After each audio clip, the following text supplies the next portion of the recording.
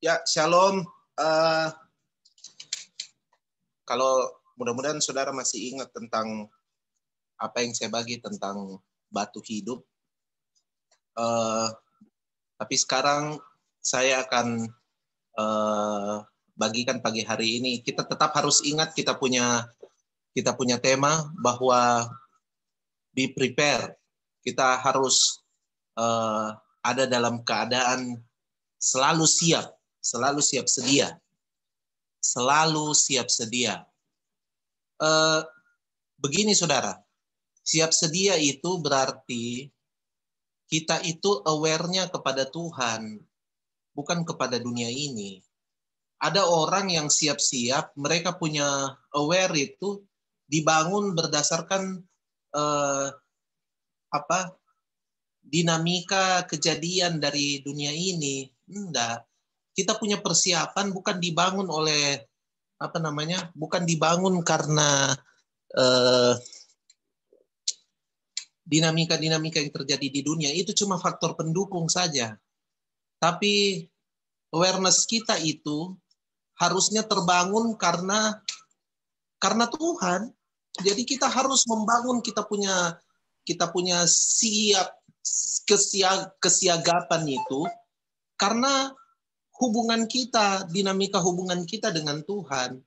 Bukan karena vaksin lah kemudian nanti akan ada chip atau apa. Itu bukan itu saudara memangnya mau masuk ke situ kan tidak toh. Kita tidak bakal maksudnya begini saudara, itu urusan lain. Itu kita harus membangun kesiapan kita itu dalam hubungan kita dengan Tuhan. Jadi kita bersiap terhadap apa saja yang Tuhan mau kita lakukan, kerjakan, eksekusi. Itu yang kita harus siap. Bukan kita ribut soal ini nanti akan menjadi begini. Ini begini. Bukan. Kita harus siap di dalam dinamika hubungan kita dengan Tuhan. Tentu hal-hal yang terjadi di dunia ini, sementara yang terjadi sekarang ini, itu sebenarnya memberikan peneguhan-peneguhan, memberikan peneguhan-peneguhan terhadap apa yang kita tahu, nubuatan-nubuatan di Alkitab, itu memberikan peneguhan. Tapi kita bukan mendasari persiapan kita karena itu. Iya kan? Itu sama dengan begini, saudara. Itu sama dengan begini. Untuk membuat orang menerima Injil, maka kita menceritakan tentang neraka. Itu kan aneh. Maksudnya, kenapa cerita tentang neraka? Sampai kemudian bikin seminar tentang neraka.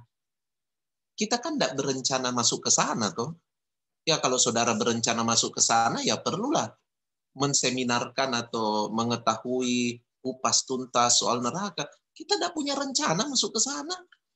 Ya, toh. Apakah ada saudara yang punya visi? Pokoknya mau tidak mau saya harus masuk neraka. Kan tidak. Tidak ada orang punya visi. Sejahat-jahatnya manusia tidak ada mereka mencanangkan bahwa visi mereka dalam masuk neraka. Kan tidak. Tapi seringkali kita memberitakan Injil dengan membangun kesadaran pada ketakutan-ketakutan. Ini neraka. Ini. Kita bilang juga sama anak-anak, awas kalau kamu tidak sungguh-sungguh nanti masuk neraka. Kan tidak begitu. Kita harus membangun kesadaran mereka terhadap apa yang Tuhan mau, apa yang Tuhan kehendaki, apa yang Tuhan persiapkan, apa yang Tuhan sediakan. Ayo kita bangun kesadaran-kesadaran itu. Mari kita bangun kesadaran-kesadaran itu supaya kita berjalan dengan berbeda, gitu. Nah, tentu untuk hal-hal ini kita perlu menutrisi diri kita.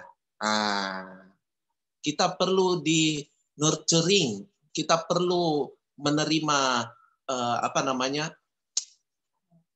perawatan daripada Tuhan. Perawatan daripada Tuhan ini maksudnya begini, bahwa saudara dirawat dan dipelihara. Nah, saya sekarang mendalami sekali itu kata pemeliharaan Tuhan.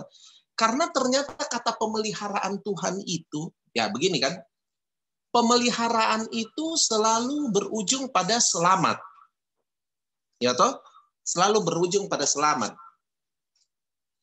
Nah, sekarang kita selalu berpikir pemeliharaan Tuhan itu adalah sama juga paradigmanya kita tentang selamat. Selamat yang penting saya happy, saya senang. Dipelihara berarti saya dijauhkan dari ini.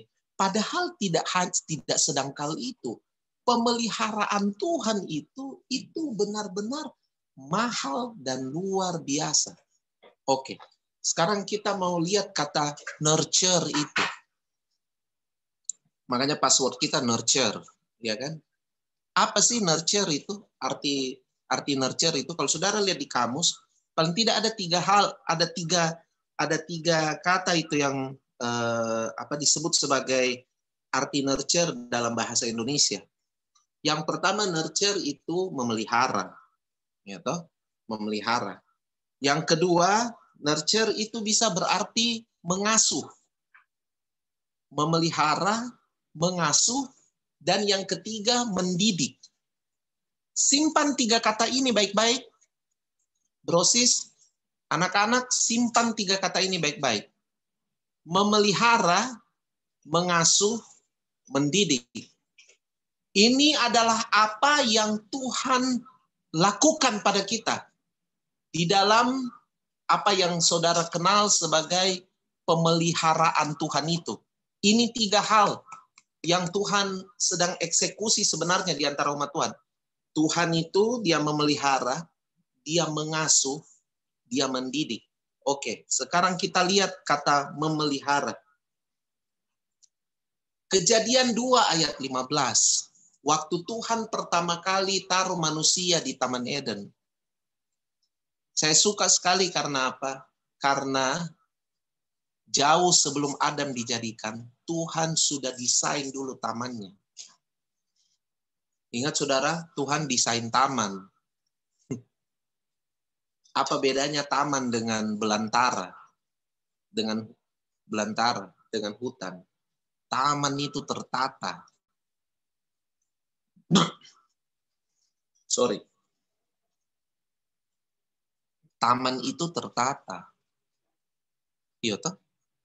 Artinya waktu Tuhan sebelum manusia dijadikan dan Tuhan sebelum Adam dijadikan, lalu Tuhan membuat taman, itu mau bilang begini sama kita saudara, bahwa Tuhan sudah menata terlebih dahulu. Tuhan sudah menata terlebih dahulu.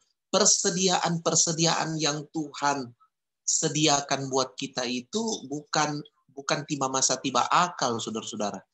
Tapi itu sudah Tuhan tata terlebih dahulu, ditata. Wah, luar biasa. Nah, sekarang kita lihat, setelah Tuhan buat itu, Tuhan tempatkan Adam di situ. Nah, di ayat 15 dari Kejadian pasal 2, muncul kata ini. Tuhan Allah menempatkannya dalam Taman Eden itu untuk apa? Mengusahakan dan memelihara. Saya suka 2 kata ini. Di dalam bahasa aslinya, kata mengusahakan di situ memakai kata aubat. Kata aubat ini kemudian berkembang menjadi abodah. Atau yang kemudian saudara lebih kenal sebagai avodah. Kata abodah dan avodah ini kan berarti ibadah. Berarti penyembahan. Ternyata mengusahakan itu ibadah. Manusia ditempatkan di situ untuk mengeksekusi ibadahnya. Yaitu termanifestasi dalam mengusahakan taman itu. Oke, saya tidak akan lama di situ. Karena saya yakin saudara sudah paham prinsipnya, saudara sudah paham konsepnya. Ini disampaikan berulang-ulang, bukan cuma sama saya. Tante Luna pun pernah menyampaikannya. Mike juga kayaknya pernah menyampaikan. Tapi saya ingat Tante Luna pernah sampaikan itu. Hal itu. Nah, tapi kemudian manusia ditempatkan di Taman Eden itu untuk mengusahakan dan memelihara. Nah, sekarang mari kita lihat kata memelihara di situ. Kata memelihara itu pakai kata syaumar. Syomar itu punya banyak arti. Tapi saya tertarik salah satu arti kata syomar. Salah satu arti kata syomar itu adalah meneliti. To observe.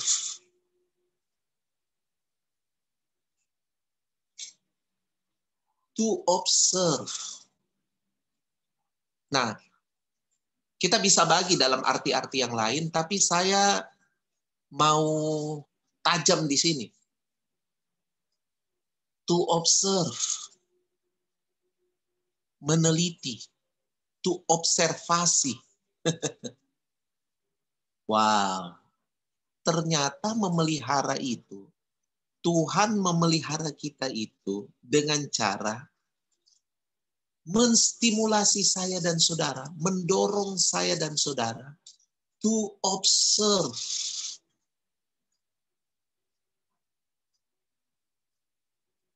Yakobus 1 ayat 25.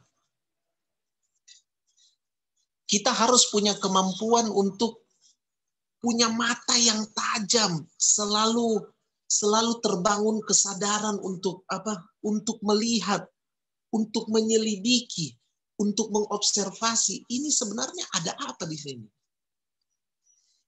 Itu memelihara. Salah satu bagian dari memelihara.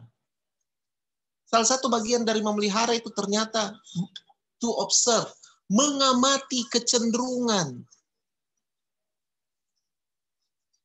Selama masa pandemi ini, apakah saudara melatih diri saudara untuk mengamati berbagai kecenderungan-kecenderungan? Karena saya mau beritahu saudara, dengan mengamati berbagai kecenderungan itu akan memberikan kita terbuka apa yang harus kita lakukan ke depan. Sebenarnya Pak Bu, untuk mengetahui pewahyuan tentang apa yang akan terjadi, Tuhan sediakan apa, Tuhan mau apa ke depan, itu dimulai salah satunya dengan membangun kebiasaan mengamati kecenderungan. Observasi, saudara. Sekarang kita lihat. Oke, kita sekarang lihat. Saya buka satu ayat dulu tentang akhir zaman. Ini kalau saudara suka mengamati kecenderungan, maka saudara sebenarnya sudah tidak kaget dengan semua hal-hal yang terjadi di depan, bahkan yang terjadi sekarang. Coba lihat ini. 2 Timotius pasal 3 ayat 1 mulai.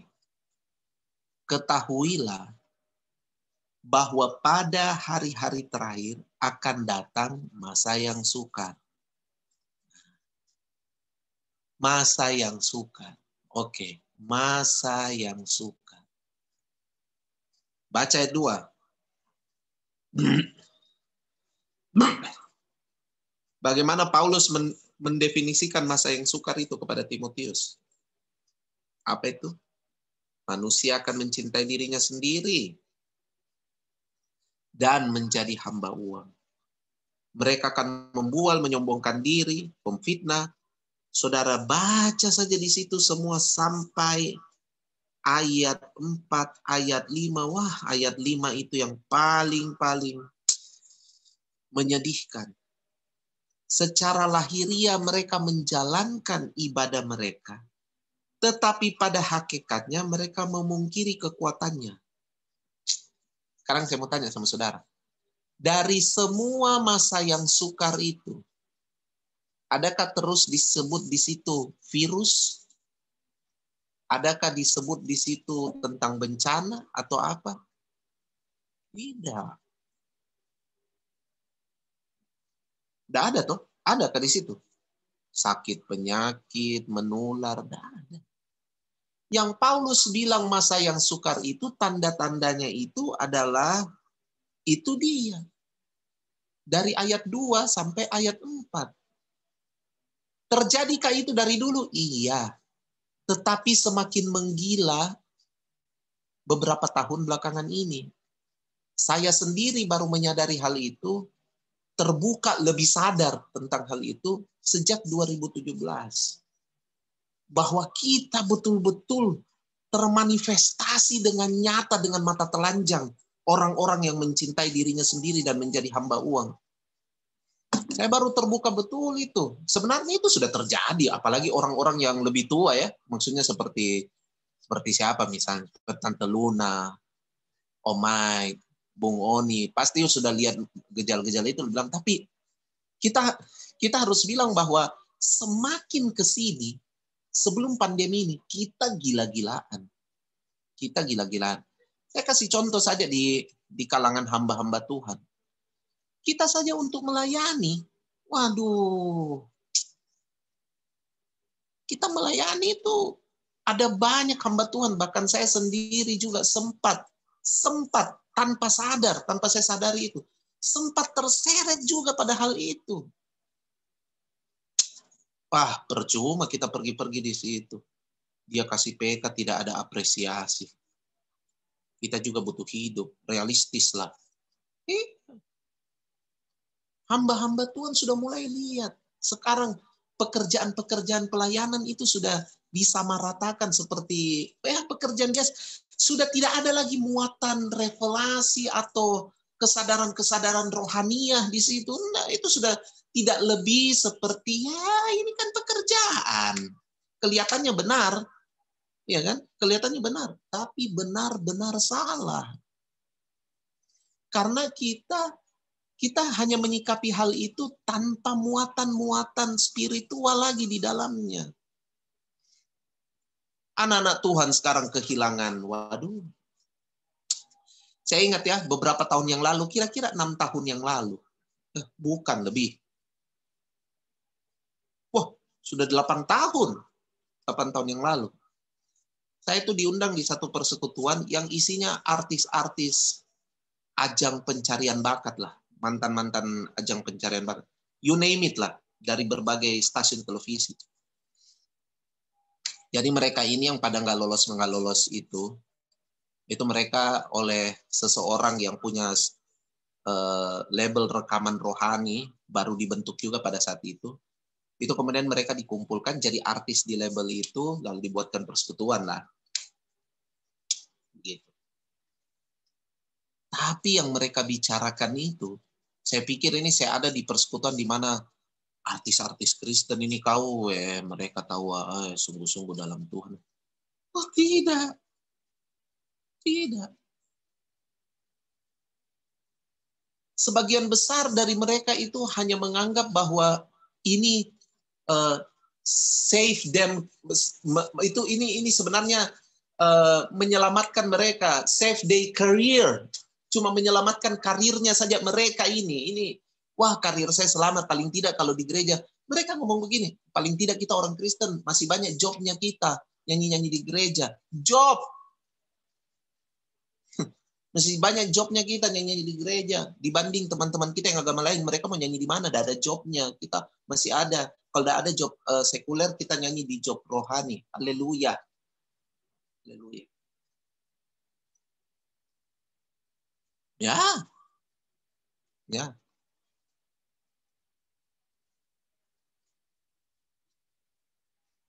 Oh, saya bisa cerita banyak soal itu. Tapi maksudnya begini, kita ini semakin ke sini, semakin jadi hamba uang.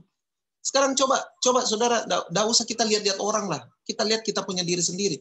Sebelum pandemi ini, motivasi terbesar kita di dalam bekerja itu apa? Ibadah kah?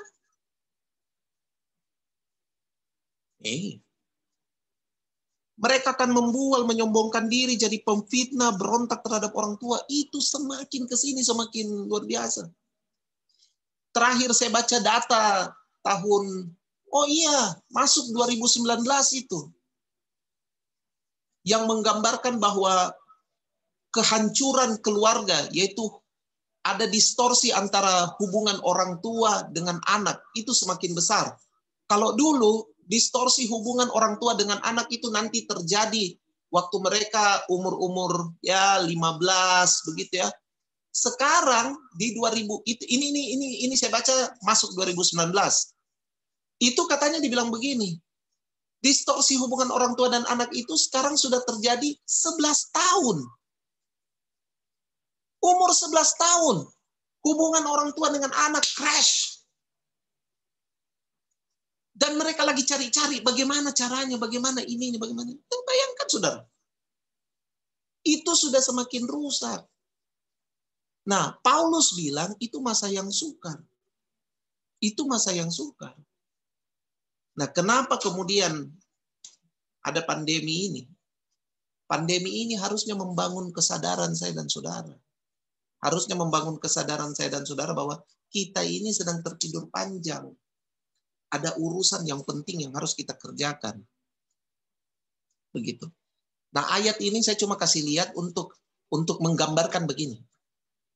Sebenarnya waktu saya sodorkan ayat ini, masing-masing kita harus mulai deskripsikan, harus mulai menyadari diri kita. Apakah selama ini saya melatih diri saya membaca kecenderungan ini? Atau jangan-jangan saya mendefinisikan masa yang sukar itu baru terjadi sekarang ini, ketika pandemi terjadi. Nah, kalau saudara mendefinisikannya seperti itu, berarti saudara belum membangun budaya terhadap budaya ini. Membaca, budaya memelihara itu. Sebab salah satu memelihara itu adalah kita meneliti, kita mengamati, membaca kecenderungan. Saudara ingat kan, salah satu tugas gembala adalah watch. Dia mengawasi, dia melihat. Dia melihat sekitar perimeter daripada domba-dombanya berkumpul itu, dia lihat. Ada bahaya atau tidak. Matanya selalu awas. Matanya selalu awas. Memelihara. To observe. Mari bangun saudara hal tersebut. Nah, cara bangunnya kan sederhana. Yakobus 1 ayat 25. Yakobus 1 ayat 25 bilang apa? Barang siapa meneliti hukum yang sempurna. Pak, Bu, kita disuruh waktu kita ini kita pergunakan salah satunya adalah meneliti hukum yang sempurna. Kita semua tahu hukum yang sempurna itu apa? Firman Tuhan. Nah, dia bilang gini, tapi saya suka Yakobus bilang gini, hukum yang sempurna itu yaitu, hukum apa itu? Hukum yang memerdekakan orang. Ternyata kehidupan kita secara alamiah dan supranatural itu akan menjadi berkat, salah satunya adalah memerdekakan orang. Bagaimana kita bisa memerdekakan orang? Sederhana, saudara. Karena kita membangun kebudayaan meneliti hukum yang sempurna itu.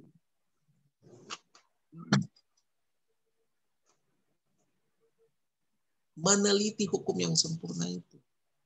Waktu kita meneliti hukum yang sempurna itu, maka kita juga akan semakin tajam dalam melihat kecenderungan-kecenderungan yang terjadi di sekitar kita, dan melihatnya itu bukan berujung pada membangun kesadaran pada realita yang terjadi di dunia itu, tetapi membangun kesadaran terhadap hukum yang sempurna yang memerdekakan banyak orang.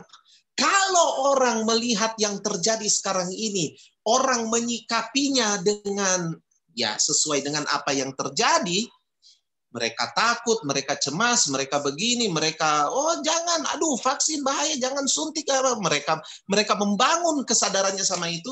Saudara, waktu saudara membangun budaya meneliti hukum sempurna, maka waktu saudara melihat kecenderungan yang terjadi saat ini, sikap saudara adalah based on hukum yang sempurna itu.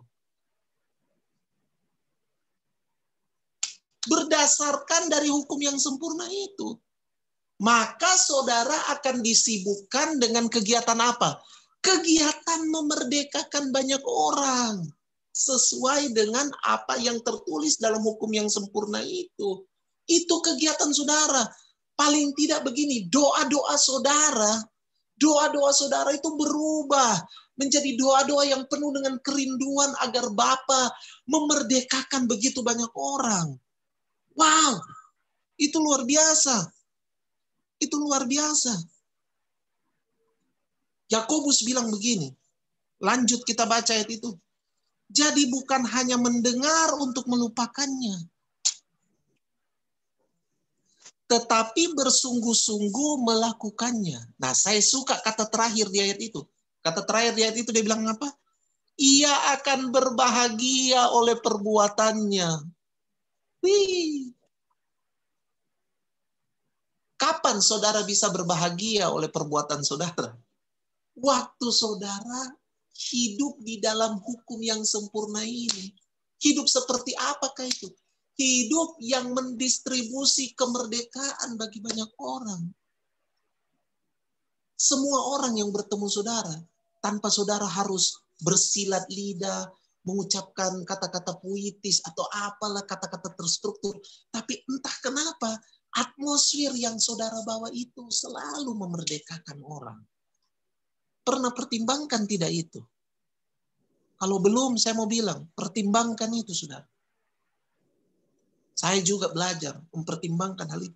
Karena itu bagian dari pemeliharaan Tuhan. Bukankah kehadiran Tuhan? Saya selalu bilang ini sama saudara. Sudah lama saya tidak bilang. Tapi saya selalu bilang ini dulu di awal-awal. Saya selalu bilang gini. Kehadiran Tuhan saja itu sudah begitu melegakan. Tuhan belum berfirman saja. Dia cuma hadir di depanmu. Itu sudah mengangkat lebih dari 50% beban hidupmu. Wow. Ya. Kehadiran Tuhan saja. Apalagi kalau dia berfirman. Luar biasa. 1 Petrus 1 ayat 10 sampai 12. 1 Petrus 1 ayat 10 sampai 12.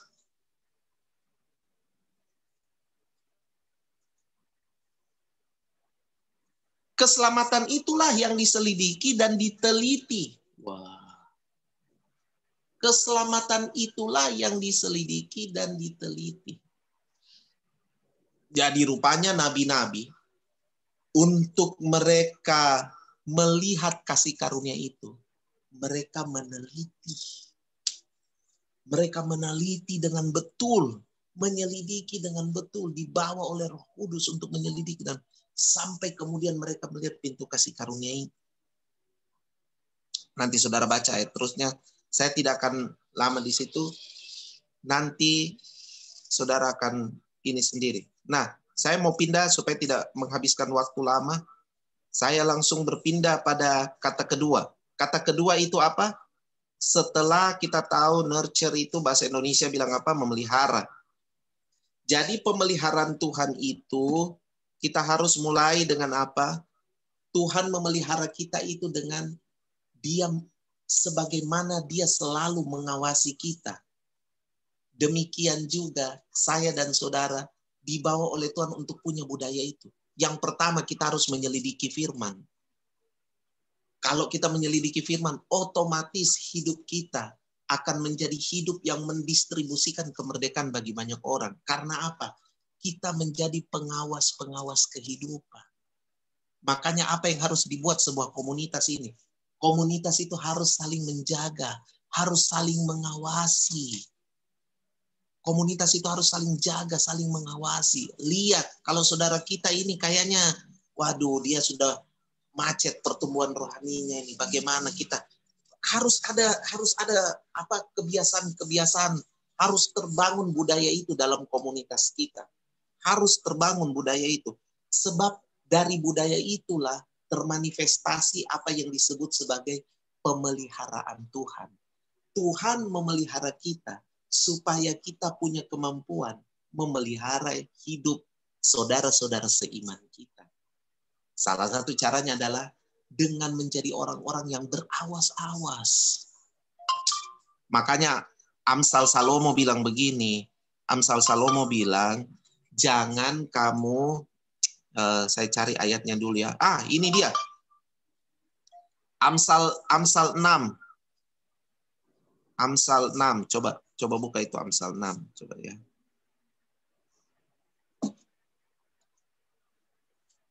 Coba lihat dulu itu Amsal pasal 6.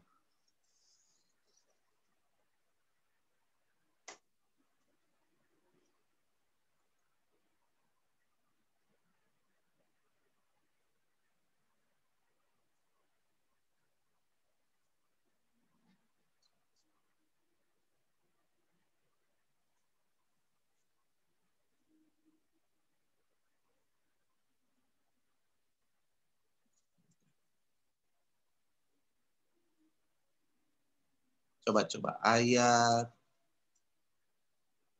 Ini dia. Ayat 20. Hai anakku, peliharalah perintah ayahmu dan janganlah menyia-nyiakan ajaran ibumu. Tambatkanlah senantiasa semuanya itu pada hatimu, kalungkanlah itu pada lehermu. Jangan bosan-bosan dinasehati. Ya. Jangan bosan dinasehati. Malah nasihat itu dibilang apa? Pelihara. Muncul lagi kata pelihara. Ya susah kalau saudara tidak mau dipelihara. Tanda orang yang tidak mau dipelihara adalah dia mengabaikan rambu-rambu. Padahal orang yang dalam pemeliharaan Tuhan itu, mereka harus punya hal ini. Nah, ini dia, saya cari ayatnya dulu. Ini dia. Yeremia 31 ayat 21. Yeremia 31 ayat 21. Dirikanlah rambu-rambu jalan. Pasanglah bagimu tanda-tanda jalan. Oh iya. Itu tanda pemeliharaan Tuhan. Kamu dirikan sendiri bagimu rambu-rambu jalan. Bayangkan ini perjanjian lama loh. Perjanjian lama. Mereka sudah bilang, dirikan bagimu rambu-rambu jalan. Dirikan bagimu rambu-rambu jalan. Nah, itu bentuk pemeliharaan Tuhan atas kehidupan kita yang harus kita manifestasikan juga kepada sesama. Kata kedua adalah, jadi yang pertama memelihara, yang kedua mengasuh. Nah, mengasuh ini itu sifatnya itu lebih kepada, kalau saya baca itu pada anak kecil. Itu kata mengasuh. Mendidik tapi pada anak kecil, seperti bagaimana ibu, seperti bagaimana seorang ibu mengasuh, seperti itu. Jadi sabar.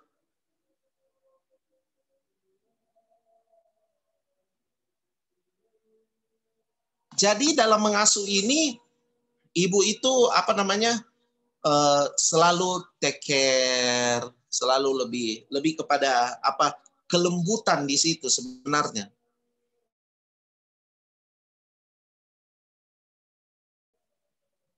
Nah, 1 Petrus 2 ayat 2. Nah, ini sebenarnya dalam mengasuh ini. Tuhan mau kita ada dua dalam mengasuh ini katanya, saya lihat di kamus dibilang to take care, to bring up.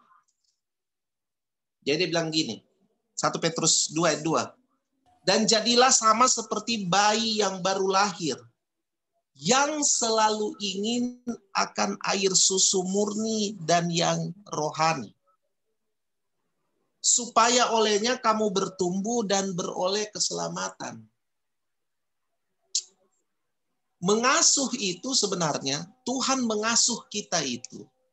Dia sebenarnya waktu dia mengasuh kita itu, dia membangun kepada kita sebuah rasa haus dan lapar kepada firman Tuhan. Nah, tentu waktu Tuhan mengasuh kita seperti itu, kita juga bertanggung jawab untuk menutrisi orang-orang sekitar kita di dalam rasa haus dan rasa lapar pada Tuhan. Kerinduan seperti bayi yang baru lahir. Saudara lihat bayi itu. Bayi itu kalau dia mau sekali minum susu, dia menangis sedemikian rupa. Yang penting dia harus minum susu. Dia harus minum susu. Dia menangis sedemikian rupa. Jadi, itu Daud juga pernah menggambarkan kerinduan akan Tuhan itu seperti rusa. Seperti rusa rindu air sungaimu. Seperti rusa rindu sungaimu, jiwaku rindu engkau. Wah, teman saya dulu, orang Papua namanya Obed. Obed pasti tahu gitu. Itu Obed. Obed dulu itu tinggal di Jalan Pelita Raya, rumahnya Pak Richard dulu. Obed itu pernah cerita di kampungnya. Dia bilang, waktu dia tiba-tiba waktu kita nyanyi lagu ini, dia tiba-tiba dia kayak dijamah Tuhan begitu. Dia nangis begitu. Selesai kita penyembahan, terus dia cerita. Saya itu tiba-tiba ingat di kampung pengalaman. Oh, apa pengalaman di kampung begini? Dia itu katanya pernah lihat itu rusa menangis. Pertama kali dia lihat rusa menangis waktu dia masih anak-anak. Dia diajak sama bapaknya begitu. Terus dia lihat itu rusa menangis. Rusa menangis sambil menatap sungai jauh di sana. Terus bapaknya bilang sama Obed. Bapaknya bilang begini. Obed tanya, dia kenapa tuh? Bapaknya menangis. Memang keluar air matanya katanya. Dia ceritanya keluar air matanya. Terus bapaknya bilang begini, dia mau sekali pergi ke itu sungai. Cuma dia membaca, instingnya membaca kayaknya ada binatang-binatang buas lain begitu yang siap mau terkam dia kalau dia pergi ke situ. Padahal dia itu sudah haus sekali. Tapi dia tidak bisa pergi. Jadi rusa itu ternyata punya insting juga. Dia tahu begitu kalau ada yang membahayakan dia. Jadi dia urung untuk pergi ke sungai itu. Jadi yang dia lakukan cuma dia bisa menangis. Dia berteriak katanya. Saya sendiri belum pernah lihat ya. Dia kata berteriak sampai keluar air matanya. Jadi waktu kita nyanyi lagu itu, dia ingat itu pengalaman itu. Itu pengalaman yang dia tidak bisa lupa. Dia bilang, wah saya tidak bisa lupa itu. Jadi waktu saya bertobat, terus muncul lagu ini, wah saya langsung rasa terkonek begitu. Langsung relate saya dengan itu lagu. Karena saya sendiri pernah lihat itu rusa menangis. Gara-gara mau pergi ke sungai. Wow. Pernahkah saudara sedemikian rupa merindukan Tuhan seperti itu? Waktu Tuhan mengasuh kita, dia bangkitkan itu dalam dirinya kita. Masalahnya begini, tidak semua dari kita menanggapi hal tersebut. Pastilah ada masa, ada waktu di mana kita itu tiba-tiba kayak rasa bahwa kita ini sekali Tuhan. Tapi entah kenapa ada saja distraction-nya, ada saja pengalihannya. Padahal kalau kita rindu sesuatu, waduh, lihat saja yang Max cerita. Saudara lihat yang Max cerita kan? Max begitu mati-matiannya dia dengan itu game, sampai dia minta izin ulang sama mamanya. Bilang, Ma, boleh saya download lagi itu di laptop. Wow, saking rindunya. Haus dan rindunya pada game itu. Sampai dia menerjang badai.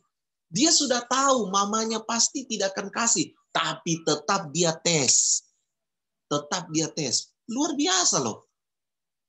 Bayangkan kalau itu dibalik dengan sikap kita terhadap firman Tuhan.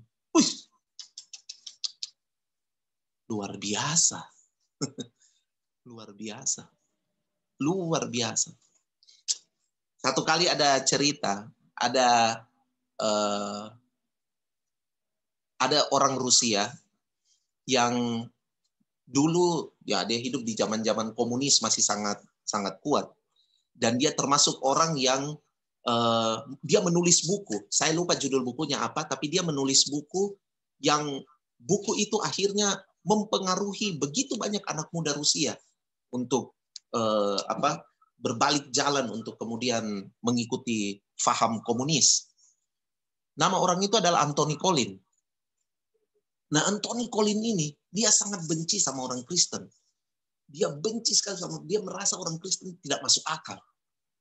Jadi dia rajin sekali untuk terutama anak-anak muda dipengaruhi supaya mengikuti faham komunis. Dia begitu berapi-api soal itu. Satu kali pada zaman itu ada orang tua yang tinggal dekat rumah Anthony Collin itu. Orang tua ini tidak bisa dihapuskan rasa lapar dan hausnya pada Tuhan. Sekalipun orang-orang di sekitar situ sudah mulai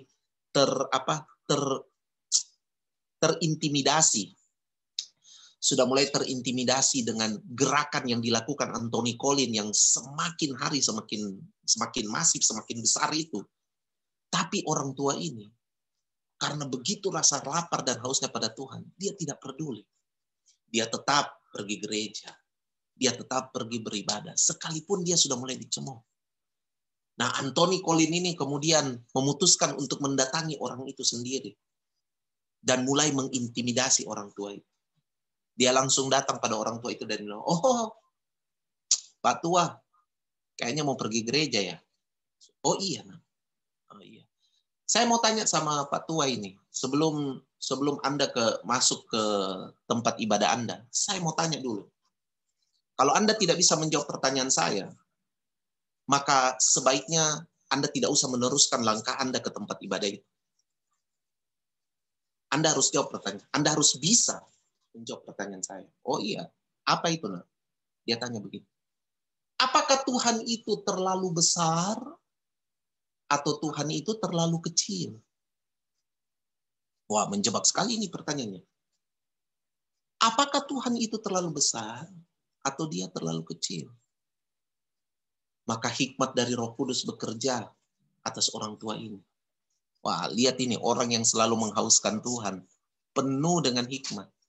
Orang tua ini menjawab begini, "Tuhan itu maha besar. Dia melampaui seluruh alam semesta ini, seluruh jagat raya ini. Dia begitu besar. Tak terlampaui, tak terukur. Dia sangat besar. Tapi Tuhan juga bisa menjadi sangat kecil karena dia ingin masuk dalam hatimu." Wah, dia bisa jadi sangat kecil untuk masuk dalam hatimu. Itu Anthony Collins langsung pada saat itu dijamah Tuhan bertobat. Yang saya mau bilang pada saudara, jangan ignore itu, jangan sampai saudara tidak menghiraukan itu. Bagaimana panggilan-panggilan mungkin kelihatan seperti panggilan-panggilan kecil yang terhalang oleh berbagai kepentingan-kepentingan dalam diri saudara. Saya minta maaf, saya cerita. Obe cerita sama saya. Obe bilang begini, waktu dia sakit ini, dia menyadari paling tidak ada satu hal yang saya paling ingat dari ceritanya, bahwa dia harus kembali punya waktu untuk didedikasikan menyembah Tuhan. Oh. Itu panggilan-panggilan kecil yang sederhana, tapi itulah cara Tuhan mengasuh saya dan saudara. Itu cara Tuhan mengasuh saya dan saudara. Dia mau mengangkat saya dan saudara ke atas. Dia mau supaya kita punya apa? Kita punya kerinduan, kita punya kehausan akan Tuhan. Tahukah saudara bahwa kehausan akan Tuhan itulah keselamatan? Oh ya, itu keselamatan, saudara. Nanti kapan-kapan saya share tentang keselamatan. Karena kadang-kadang kita punya paradigma tentang keselamatan ini aneh. Tapi ternyata keselamatan tidak seperti yang kita pikir. Paling tidak kebanyakan orang pikir. Tapi nantilah ya. Nah, tapi saudara ingat baik-baik ini. Ini begitu luar biasa. Yang ketiga atau yang terakhir. Ada kata apa itu? Mendidik. Mendidik. Mendidik itu sama dengan apa, saudara? Melatih. To train. Wow. Mendidik, saudara. Jadi di dalam pemeliharaan Tuhan itu, di dalam Tuhan nurturing kita itu, dia juga mendidik kita. Dia mendidik saya dan saudara. Nah, mendidik ini sebenarnya dengan mengasuh, itu sebenarnya mirip-mirip. Cuma kalau mengasuh itu, dia masih bermain dengan, wow, halus begitu. Tapi kalau mendidik itu sudah keras. Mendidik itu apa? Disiplin. Nah, ini dia. Ini dimensi yang banyak anak-anak Tuhan menyerah di sini. Karena mereka bilang begini, Tuhan kita itu penuh kasih, lembut. Apalagi, wah, Tuhan kita itu adalah papi. papa. Mereka lupa papi atau papa itu juga harus mendisiplin. Mereka pikir mentang-mentang Tuhan itu dipanggil papi, papa, pipi. Emang anang pipi. Mereka pikir Tuhan itu karena dipanggil kayak begitu, jadi Tuhan itu tidak, wah kayaknya kalau disiplin terlalu keras itu bukan Tuhan. Itu sangat tidak kasih karunia. Menghilangkan asas kasih karunia. Waduh, ini kecelakaan paradigma, saudara. Padahal waktu dia datang sebagai Bapa, dia mendidik kita. Nah, saudara kan sudah tahu itu. Ibrani pasal 12 kan, yang berkata bahwa dia itu sebenarnya mengambil, dia mengutip apa yang ditulis oleh Amsal, bahwa seorang bapak itu dia menghajar anaknya, bukan cuma mengajar, saudara, pakai H, dia menghajar, dihajar, saudara. Apa arti dihajar? Disiplin, disiplin. Nah, kita punya anak-anak ini sekarang nggak suka didisiplin. Saya ingat dulu Tante Luna cerita, ada dulu katanya saya lupa namanya siapa, tapi dia kayak praktisi pendidik anak begitu. Dia menentang itu didikan yang pakai cambuk. Dia bilang itu propaganda dari orang Yahudi, pendidikan Yahudi. Jadi dia bilang, itu propaganda pendidikan Yahudi itu, tidak cocok itu, tidak ada itu. Didik anak pakai apa? Pakai itu, apalagi menyitir ayat di Torah begitu. Di Amsal kan dia bilang itu, kita harus menghajar anak kita. Itu salah. Anak kita tidak boleh dipukul. Anak kita tidak boleh dihajar. Nanti akan menimbulkan kepahitan. Ya, kalau saudara menghajarnya memang tidak bermaksud mendidik, saudara cuma melampiaskan emosi saudara, ya itu meninggalkan kepahitan. Tapi menurut pengalaman saya, kalau saya menghajar anak saya dengan terlebih dulu memberikan pengertian, enggak pahit mereka. Enggak pahit mereka. Kecuali kalau saya hajar mereka tanpa memberikan pengertian. Saya hajar mereka langsung untuk melampiaskan saja kemarahan saya. Itu salah. Berdosa itu. Melampiaskan, memangnya anak kita sansak tinju? Enggak boleh begitu. Tapi kita menghajar anak kita itu memberikan pengertian. Saya rasa saudara sudah tahu lah. Saudara bisa lihat itu terjelaskan. Saya saja mencontoh itu dari kehidupan Om Mike dan Tante Luna, paling tidak waktu didik Ariel dan Jonah. Jadi dia marah itu. Dia bilang, salah itu, salah. Saudara tahu, akhirnya ini saya masih ingat Tante Luna cerita. Akhirnya orang ini, dia punya anak itu tidak ada yang beres. Anaknya satu bunuh diri, satu jadi lesbian, terus satu jadi kecanduan obat-obat terlarang. Terus satunya lagi apa begitu. Pokoknya 4 anaknya tidak ada yang beres. Padahal dia terkenal sebagai pakar daripada pendidikan anak. Tapi 4 anaknya tidak ada yang beres. Karena apa? Karena dia tidak pernah ajar. Tidak pernah ajar. Nah, saudara, waktu Tuhan mendisiplin kita, nah lihat ini saudara. Amsal 6 ayat 23. Amsal 6 ayat 23 bilang apa? Amsal 6 ayat 23 bilang gini. Karena perintah itu pelita dan ajaran itu cahaya. Dan teguran yang mendidik itu jalan kehidupan. Teguran yang mendidik itu begini saudara. Bukan cuma teguran mulut-mulut saja. Tapi teguran yang sampai pada tingkat disiplin. Ya, sesuai dengan Ibrani 12 tadi, menghajar. Dibilang begini, teguran yang mendidik itu dibilang apa? Jalan kehidupan. Nah, kalau orang tua tidak pernah membiasakan seperti begitu, bagaimana anak-anak kita menemukan jalan kehidupan? Tidak ketemu mereka. Makanya ada baru-baru teman saya mengeluh, dia bilang, anak saya sekarang begini. Saya tahu. Karena dia salah satu orang yang bilang begini sama saya, saya tidak mau pukul-pukul anak. Ya, akhirnya apa? Anaknya sudah lebih tinggi dari dia. Satu kali anaknya tampeleng mamanya. Anaknya tampar istrinya. Dia tidak terima.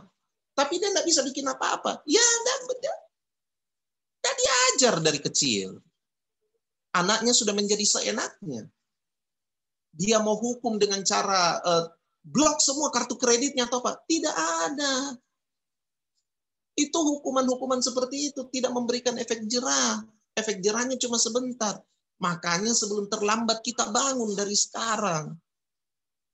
Teman saya ini mengeluh sama saya, aduh, bro, saya sudah cut semua dia punya kartu kredit. Saya sudah cut semua ini. Tidak bisa, tidak mempan. Ya iyalah tidak mempan. Saya sudah bilang dari dulu sama kamu. Saya sudah bilang. Iya, bro. Memang apalagi dia itu anak tunggal. Anaknya itu anak tunggal. Dia shock sekali waktu anaknya itu marah. Anaknya bilang refleks katanya. Ya, dia tiba-tiba pukul mamanya. Waduh. Dia sendiri shock. Tapi dia akui. Dia tidak pernah dididik. Akhirnya repot. Nah, sekali lagi bedakan. Jangan pukul anak karena semangat untuk melampiaskan emosi. Itu juga salah. Itulah yang bikin kepahitan sama anak. Anak akan ingat terus perlakuannya orang tua. Yang dia ingat itu bukan sisi disiplinnya. Yang dia ingat itu adalah orang tuanya pernah pukul dia sampai, itu juga tidak bagus.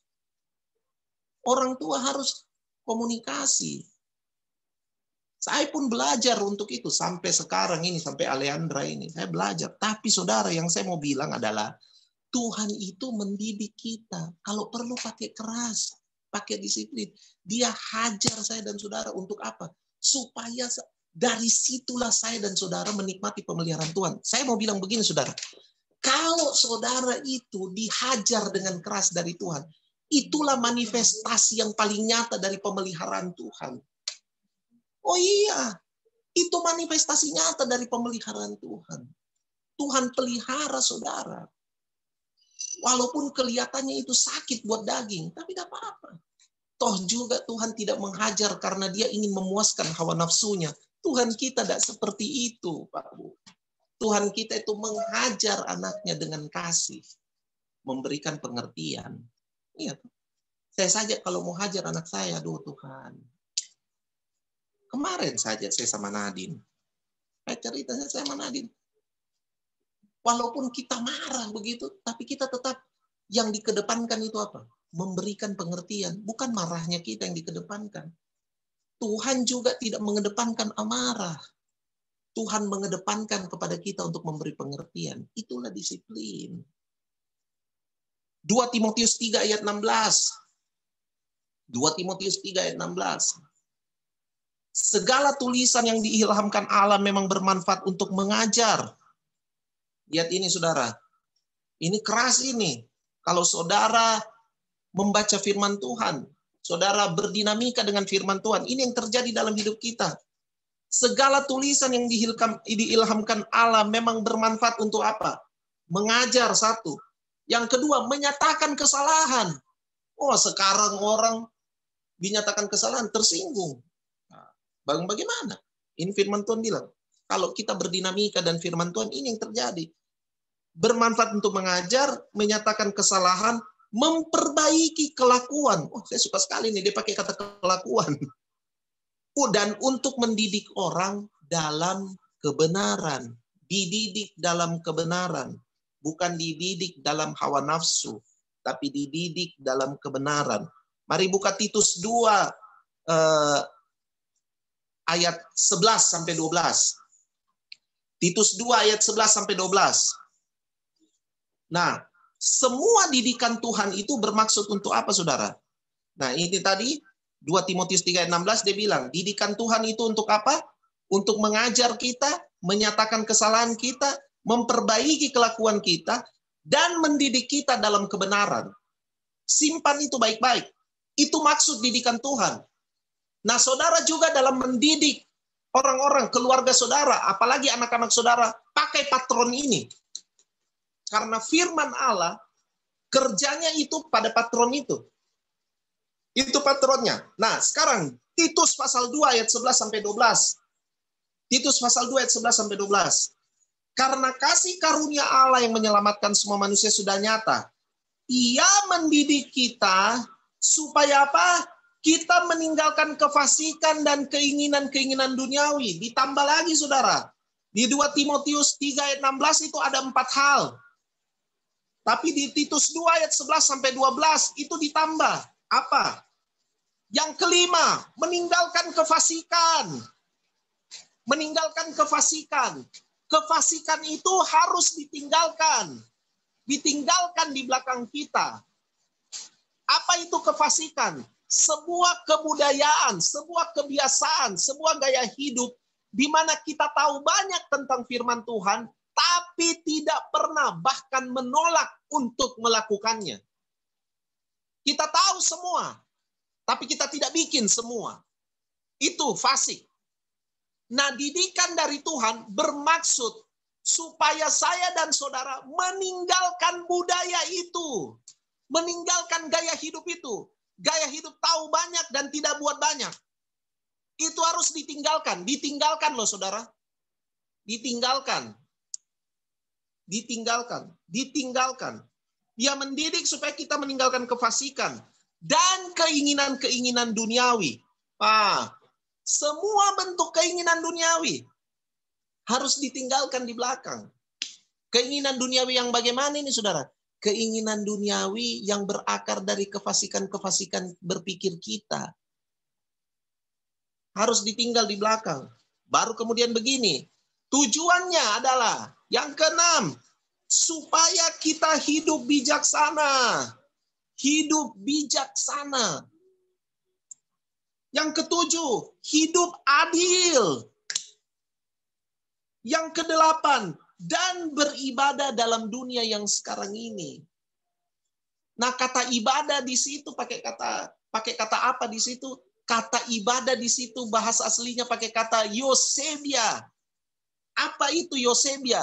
Eusebia itu artinya godly. Eusebia itu artinya menjadi serupa dengan Kristus. Wow. Menjadi serupa dengan siapa yang kita sembah. Itu Eusebia. Jadi waktu dibilang supaya kita beribadah, jadi sudah jelas Tuhan mendidik saya dan saudara, tujuannya adalah banyak itu tadi, tapi yang kedelapan adalah supaya kita hidup Eusebia, supaya kita hidup menjadi serupa dengan Tuhan. Itulah didikan Tuhan dalam kehidupan kita. Nah, saudara, pertimbangkanlah hal ini. Ternyata pemeliharaan Tuhan itu dieksekusi pada hal-hal yang tadi sudah saya bagikan. Itu pemeliharaan Tuhan. Nah, tentu kalau kita berdinamika dengan pemeliharaan Tuhan yang seperti ini, kita embrace ini pemeliharaan Tuhan yang seperti ini. Apalah itu pemeliharaan Tuhan dalam hal-hal seperti makan minum. Dalam hal-hal makan minum pakai. Pasti akan termanifestasi. Pasti akan dinyatakan juga dalam hidup kita. Tetapi mari kita melihat pemeliharaan Tuhan yang paling inti yang Tuhan mau. Yang Tuhan mau nutrisi dalam kehidupannya kita. Ini semua. Ini hal-hal inilah yang Tuhan ingin kerjakan. Dan tentunya Tuhan rindu supaya kita kerjakan itu kepada orang-orang sekitar kita, kepada keluarga kita, kepada lebih banyak orang. Kita bangun budaya ini dalam komunitas. Kita bangun budaya ini dalam komunitas supaya kita melihat bahwa kemuliaan Tuhan dinyatakan. Baik, saya selesai sampai di sini. Terima kasih, Tuhan Yesus memberkati. Mari kita berdoa.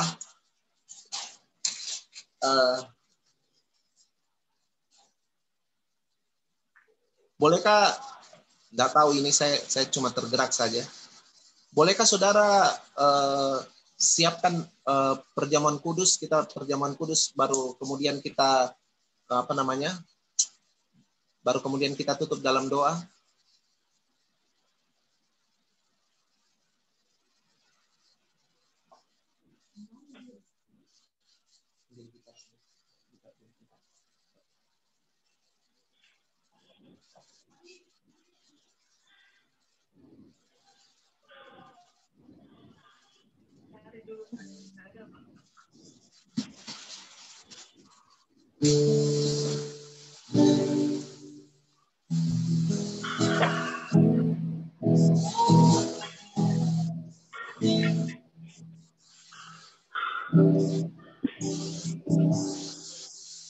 Seperti sarimu, sungaimu jiwa rindu Engkau.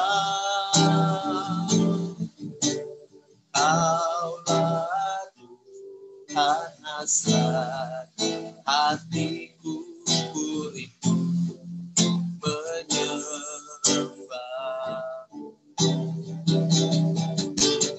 Engkau kekuatan dan perisaiku, kepadamu rohku berserah. Kaulah Tuhan hasrat hatiku, rindu menyembahmu. Seperti sari sungai, jiwaku rindu Engkau. Kaulah Tuhan hasrat hatiku, rindu menyembahmu. Engkau kekuatan dan perisaiku, kepadamu rohku berserah. Kaulah Tuhan hasrat hatiku, rindu menyembah. Yesus, Yesus, Yesus, Kau berarti bagiku. Oh Yesus, Yesus, Kau segalanya bagiku. Yesus, Yesus, Yesus, Yesus, Kau berarti bagiku. Yesus, Yesus, Kau segalanya bagiku. Oh Yesus, Yesus, Yesus, Kau berarti bagiku. Oh Yesus, Yesus, Kau segalanya bagiku. Kau segalanya bagiku. Haleluya, Kau segalanya bagiku.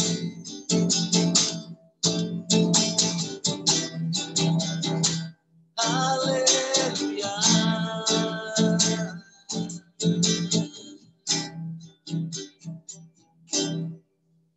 Mari kita angkat tubuh Kristus. Bapa dalam sorga, terima kasih apa. Terima kasih Tuhan untuk tubuh-Mu yang terpecah bagi kami.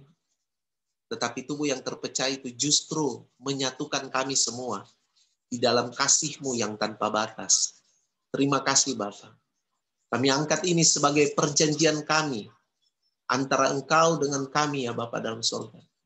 Bahwa di dalam ini Tuhan, ada janji Tuhan, ada pemeliharaan Tuhan, ada tanggung jawab dari Tuhan dalam kehidupan kami.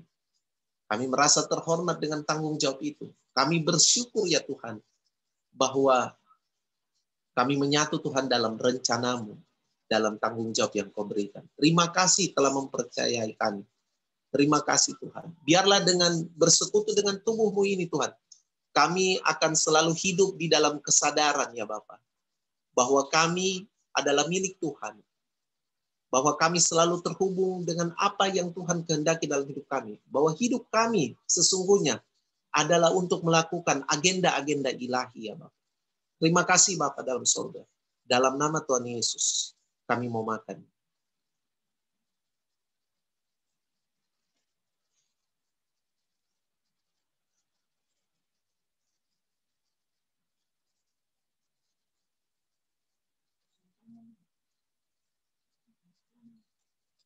Firman-Mu berkata bahwa cawan ini adalah cawan perjanjian baru yang dimeteraikan oleh nama-Mu. Jadi terima kasih untuk darah-Mu yang tercurah habis, yang dimana ada meterai dari nama di atas segala nama ya Tuhan, yaitu nama-Mu Yesus Kristus Tuhan. Terima kasih Bapak. Waktu kami bersatu Tuhan dengan darah-Mu ini ya Tuhan, kami akan selalu ingat Tuhan, bahwa kami punya tanggung jawab Tuhan. Kami punya tanggung jawab Tuhan. Kami punya tanggung jawab ya Bapak, untuk menyatakan Injil-Mu ya Tuhan. Untuk memberitakan Injil kerajaan-Mu ya Bapa dalam sorga. Untuk Tuhan selalu menceritakan tentang Engkau Tuhan. Untuk Tuhan selalu mengasihi sesama kami tubuh Kristus Tuhan. Untuk menjadi pembangun-pembangun Tuhan. Menjadi pengawas-pengawas atas kehidupan sesama kami Tuhan. Sebagai bentuk kasih yang nyata Tuhan. Antara kami ya Tuhan. Terima kasih. Sebagaimana Engkau Tuhan selalu membangun kehidupan kami. Demikian juga kami membangun kehidupan banyak orang. Kami sebagai batu yang hidup yang dipergunakan oleh Tuhan untuk menjadi rumah rohani ya Bapak. Terima kasih Bapak. Kami mau minum ini dalam nama Tuhan Yesus Kristus.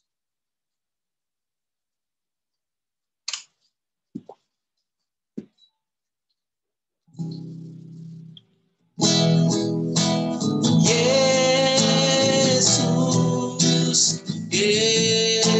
Yesus, Kau berarti bagiku. Yesus, Yesus, Kau segalanya.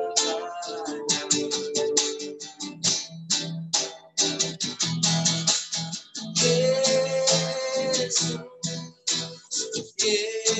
Yesus, Kau berarti. Oh, Yesus, Yesus, Kau segalanya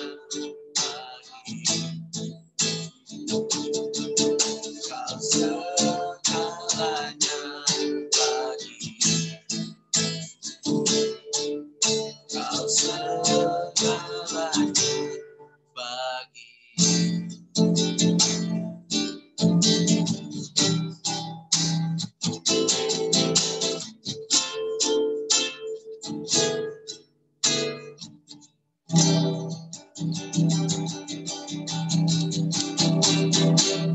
Biarlah berkat daripada Allah Bapa, Allah Anak, dan Allah Roh Kudus turun ke atas kami semua, memenuhi kehidupan kami semua, sehingga kemanapun kami mengarahkan pandangan kami, sejauh mata kami memandang, yang kami temukan, yang kami lihat adalah berkat-berkat daripada Engkau ya Bapa.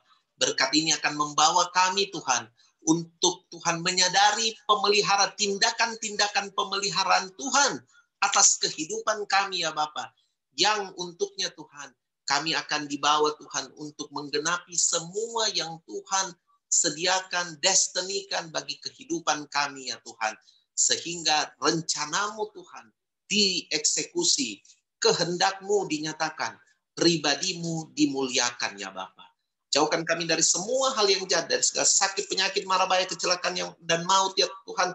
Jauhkan kami Tuhan, semua dari virus-virus penyakit Tuhan kami dipagari kami dari hal tersebut dalam nama Tuhan Yesus. Kami berdoa, berikan kesembuhan yang sempurna Tuhan bagi Ceni Tuhan Yesus dalam nama Tuhan Yesus, bagi Obe dalam nama Tuhan Yesus Kristus. Sembuhkan mereka Tuhan. Bahkan kami berdoa Tuhan untuk Papa Odi ya Tuhan, dalam nama Tuhan Yesus, sembuhkan dalam nama Tuhan Yesus Kristus. Terima kasih ya Bapa dalam sorga. Terima kasih. Bagimulah segala hormat, pujian, dan kemuliaan. Hanya di dalam nama Tuhan Yesus kami sudah berdoa. Haleluya. Amin.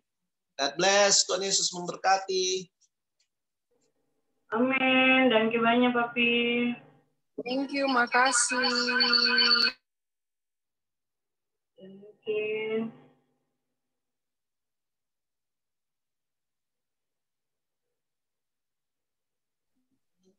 Terima kasih banyak.